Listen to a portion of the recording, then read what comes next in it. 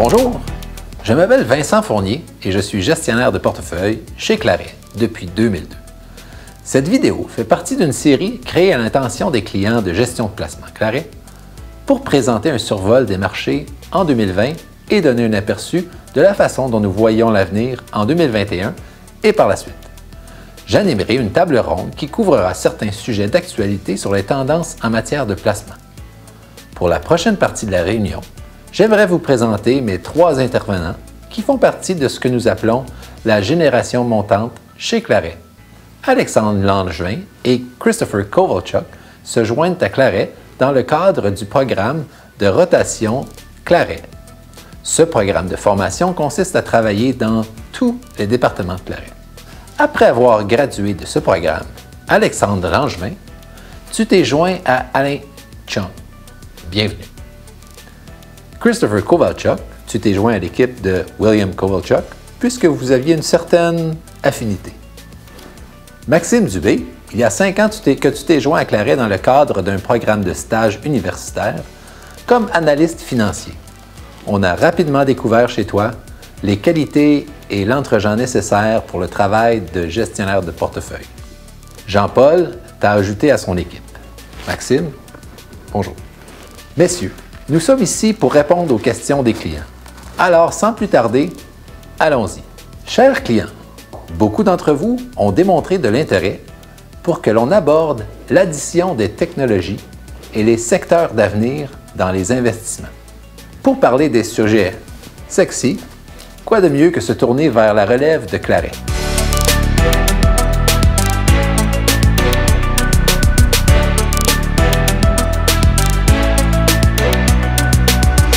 Notre première question concerne donc les bitcoins, ce qui me rappelle l'allusion à la volatilité de Bill. En parlant de volatilité, quand je regarde le bitcoin, cela ressemble plus à une bascule qui monte et descend de 20 %. Qu'est-ce qu'un bitcoin? Chaque bitcoin est essentiellement un fichier informatique qui est stocké dans une application de portefeuille numérique, sur un smartphone ou un ordinateur. Les gens peuvent envoyer des bitcoins ou une partie d'un à votre portefeuille numérique et vous pouvez envoyer des bitcoins à des autres personnes. Chaque transaction est enregistrée dans une liste publique appelée le blockchain. Cela permet de retracer l'historique des bitcoins pour empêcher des gens qui dépensent des pièces qu'ils ne possèdent pas. Vous pouvez utiliser des bitcoins pour acheter des choses des magasins, mais il n'y a pas beaucoup de magasins qui acceptent et certains pays ont interdit totalement.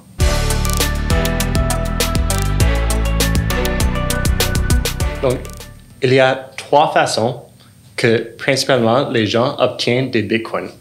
La première est que vous pouvez acheter des bitcoins en utilisant de l'argent réel, et ça c'est un peu ironique. Vous pouvez vendre des choses et laisser les gens vous payer avec des bitcoins, ou il peut être créé à l'aide d'un ordinateur.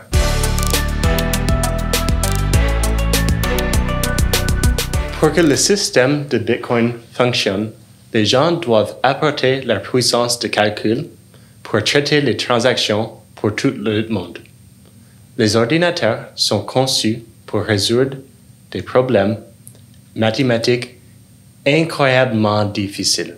Parfois, ils sont récompensés par un bitcoin pour résoudre ces problèmes. Mais ils sont en concurrence avec de nombreux ordinateurs puissants, ce qui en fait une tâche difficile. Vous pourrez finir par dépenser plus d'argent en coûts énergétiques que la valeur du bitcoin. La réponse est évidente et qu'il a augmenté en valeur. Les gens craignent qu'en raison de toutes les impressions de la Banque centrale, leur argent ne puisse pas acheter autant qu'il pourrait avant. Nous pourrons un jour considérer cela comme la grande dévaluation.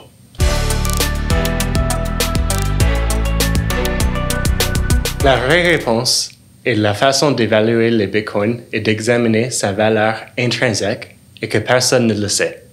Les créateurs de bitcoin ont 2 façons qu'ils veulent que vous le regardiez le bitcoin.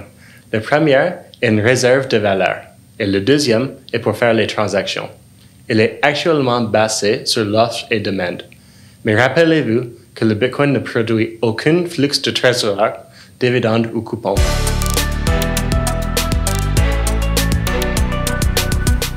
Mais l'or est naturellement la première comparaison que les gens font. Dans le cas de l'or, il est considéré comme une réserve de valeur car, comme il disait à l'époque romaine, une once d'or achète une très belle toge. Et aujourd'hui, cette valeur est plus ou moins la même, car elle achète un très bel costume. Le Bitcoin est varié plus ou moins entre 4 000 et 20 000 dollars américains cette année. Donc, au début de l'année, c'est passé d'acheter un costume sur mesure et à la fin de l'année, ça pourrait acheter une garde-robe antérieure. Son pouvoir d'achat change d'une heure à l'autre.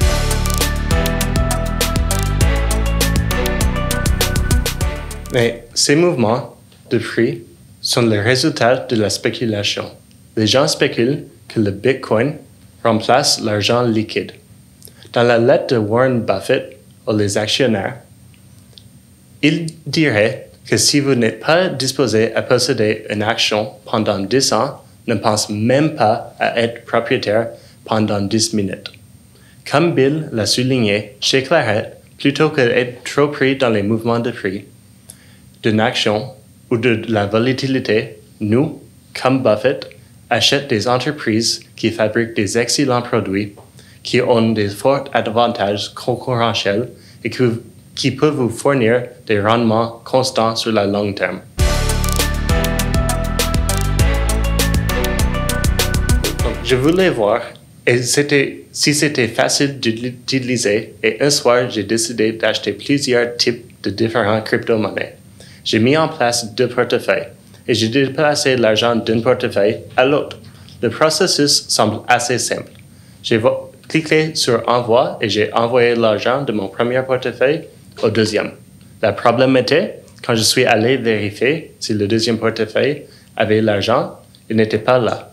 Et quand je suis allé vérifier le premier, il n'était pas là non plus. J'ai vite pensé que j'ai perdu de l'argent et qu'il venait de disparaître.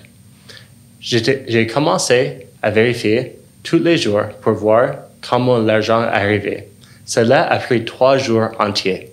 Si vous essayez de gérer une entreprise ou que vous acceptez les crypto-monnaies, il n'y a pas aucun moyen de savoir si une personne a réellement payé pour quelque chose, car les transactions prennent beaucoup trop de temps.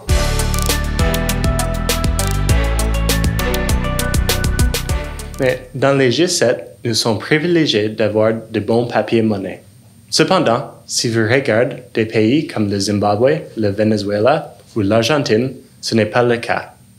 Ils font face au risque d'inflation galopant et d'une dévaluation de la monnaie.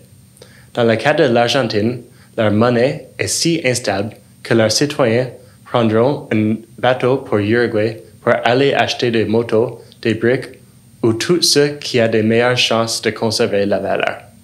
Parce qu'une personne ne croit qu'un dollar d'aujourd'hui aura la même valeur demain. Le problème est qu'il y a beaucoup de ces projets qui échouent dans la première année à 1 an et demi. Un article de recherche universitaire indique qu'il y a seulement 8% des 80 000 projets de blockchain qui sont toujours actifs aujourd'hui. C'est presque impossible de voir qui va être le gagnant.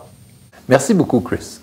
Avec ces explications, on espère que les clients qui voulaient s'informer sur le Bitcoin comprennent que ce ne sera pas un actif qui fera son entrée dans un portefeuille Claret. Nous allons poursuivre avec Alex. Puisque depuis le début de la pandémie, il nous semble que l'on passe beaucoup plus de temps devant un écran, et cela a incité les clients à s'interroger sur la place de la technologie dans l'investissement.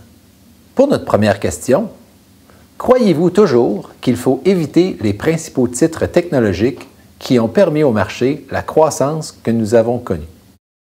Comme Alain l'a mentionné un peu plus tôt, l'objectif n'a jamais été d'exclure les compagnies technologiques par pur plaisir, et on en détient certaines dans les portefeuilles. C'est donc pas une question de technologie ou non, mais plutôt de savoir si la manière dont la compagnie gagne son argent fait du sens. Est-ce qu'on paie un prix raisonnable pour le titre? et si c'est prudent pour nos clients d'en détenir.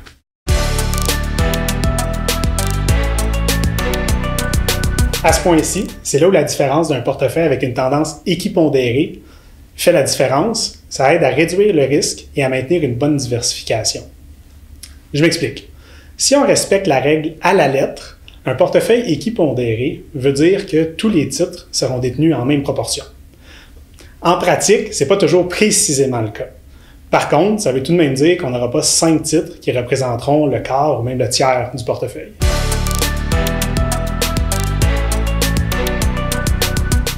Exactement. Pour ceux qui ont pris connaissance de nos dernières lettres trimestrielles, on y mentionnait que ces 5 titres représentaient 25 % de l'indice du S&P 500. Cet indice est très suivi aux États-Unis et il regroupe les 500 plus grandes entreprises publiques des États-Unis.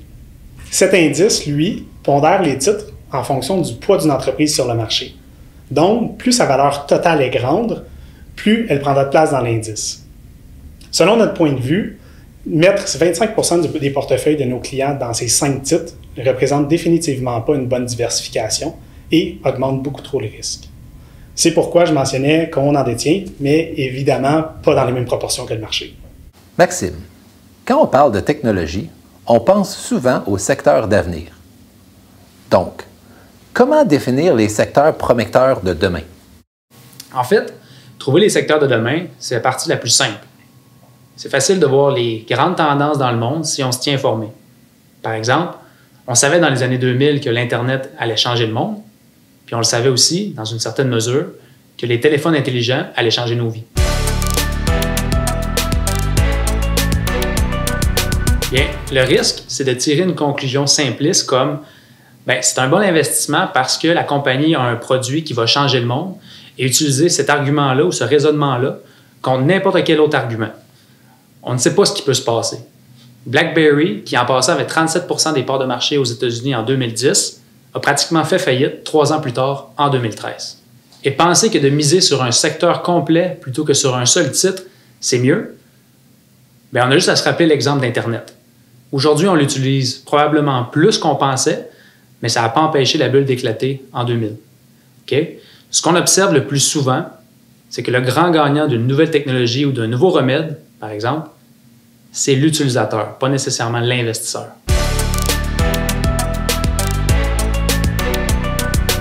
C'est ça la partie difficile, parce qu'ils ont tous une belle histoire au départ, il n'y a rien pour les comparer, ils sont tous des pionniers dans leur domaine.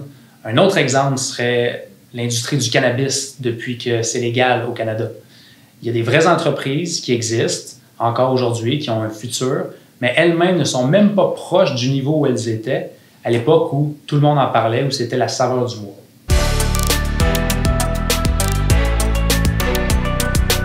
En fait, le Nasdaq est une bourse, donc un marché, basé aux États-Unis, tout comme le TSX, le Toronto Stock Exchange, en est un au Canada, par exemple. Des titres sur ce marché sont ensuite mis ensemble pour former l'indice Nasdaq composé. Si vous écoutez les nouvelles ou vous lisez le journal et vous voyez que le Nasdaq a grimpé de 2 % dans la journée, c'est de cet indice dont on parle. La vaste majorité de ces compagnies sont technologiques. C'est donc la raison pour laquelle il est habituellement utilisé pour représenter si les titres technologiques ont bien fait ou moins bien fait.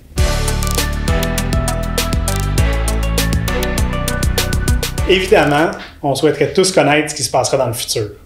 Présentement, certaines compagnies sont extrêmement dispendieuses sur le Nasdaq, donc il pourrait très bien avoir une correction. C'est une vraie possibilité. Si on regarde dans le passé, lors de la bulle de l'an 2000, Microsoft, avant de changer leur modèle, comme Anne nous l'a expliqué un peu plus tôt, et le Nasdaq en général, ont tous les deux connu une forte correction. De leur plus haut point en l'an 2000, juste avant que la bulle n'éclate, il aura fallu par la suite attendre 15 ans avant qu'il retourne à ce même point en l'an 2015. Par contre, pour nous, tout revient au prix que l'on paie pour les titres. Certains étaient très dispendieux à cette époque aussi, alors on peut grandement diminuer le risque en regardant tout d'abord le prix que l'on paie versus ce que l'on reçoit en retour. Et cet élément est précisément au cœur de notre stratégie chez Claret. Juste pour être sûr qu'on est tous sur la même longueur d'onde, en investissement, quand on parle de bulle, On veut dire que la valeur d'une entreprise ou d'un secteur est tellement gonflée qu'elle pourrait éclater à n'importe quel moment.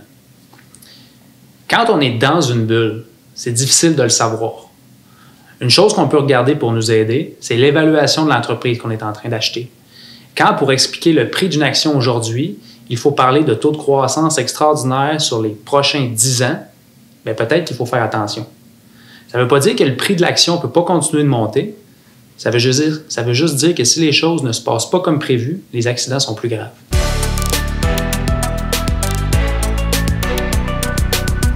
Non, on ne pense pas qu'on devrait être aussi drastique. Miser contre le Nasdaq sur le long terme revient à miser contre la perspective de technologies plus efficaces et plus nombreuses dans notre société. On peut tous s'entendre sur le fait que la technologie en général ne disparaîtra pas et qu'au contraire, elle va continuer à s'améliorer. Par exemple, les téléphones intelligents qu'on possède en ce moment ne seront probablement pas les mêmes dans 20 ans. Comme Max l'a mentionné un peu plus tôt, il n'y a pas si longtemps, c'était difficile de s'imaginer un monde sans les téléphones BlackBerry. Donc, pour les titres sur les Nasdaq qui ont grandement bénéficié de la pandémie, nous devons toujours nous assurer que, premièrement, ils peuvent générer des revenus de manière soutenue et, deuxièmement, ils demeureront profitables si la situation retourne à la normale. Puisqu'on applique ces fondements dans notre stratégie et qu'on ne paie pas des prix exorbitants pour les titres qu'on détient, c'est pourquoi on ne doit pas laisser ce risque de correction affecter nos portefeuilles actuellement.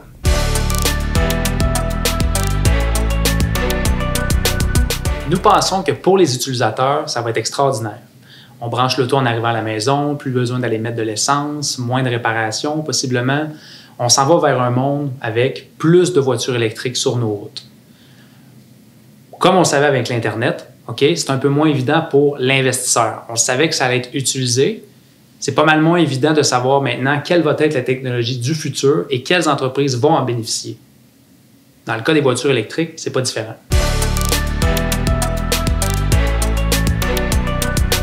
Quand les gens parlent de voitures électriques, la plupart du temps, ils parlent de voitures à batterie, comme Tesla. Mais ce n'est pas toutes les voitures qui fonctionnent à l'aide d'une batterie. Il y a aussi les voitures qui fonctionnent avec l'hydrogène. Il y en a moins, mais quand même, il y en a.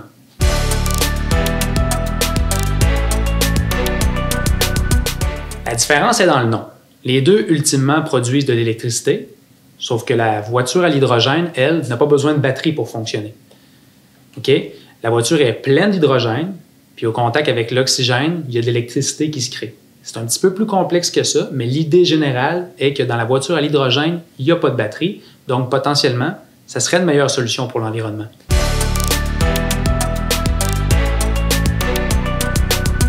Oui, et en fait, Nikola, quand elle est devenue publique, elle avait 0 $ de vente et une valeur boursière de 26 milliards à son sommet. Tout à l'heure actuelle, elle était basée sur des promesses. Alors, on a regardé dans le passé, on a trouvé une histoire pas mal intéressante au Canada. La compagnie s'appelle Ballard Power, c'est une entreprise canadienne. Et la compagnie est devenue publique en 1993 à 2,70 $. Peut-être certains de nos clients vont s'en rappeler parce que c'était assez populaire à l'époque. La compagnie avait plusieurs brevets liés avec les technologies des voitures à l'hydrogène. Ford et Mercedes avaient investi environ 1,5 milliard chacun dans l'entreprise. Donc, les gens étaient vraiment, vraiment excités. La compagnie a monté beaucoup, jusqu'à 210 $ en l'an 2000, donc presque 100 fois le prix initial à l'émission. Puis à ce moment-là, la compagnie valait 18 milliards de dollars. Les 3 cofondateurs étaient partis, donc ne travaillaient plus là. Puis c'était maintenant un gars de marketing qui était à la tête de l'entreprise. Et est-ce que cette compagnie-là avait des ventes? Elle avait environ 50 millions de ventes en 2000.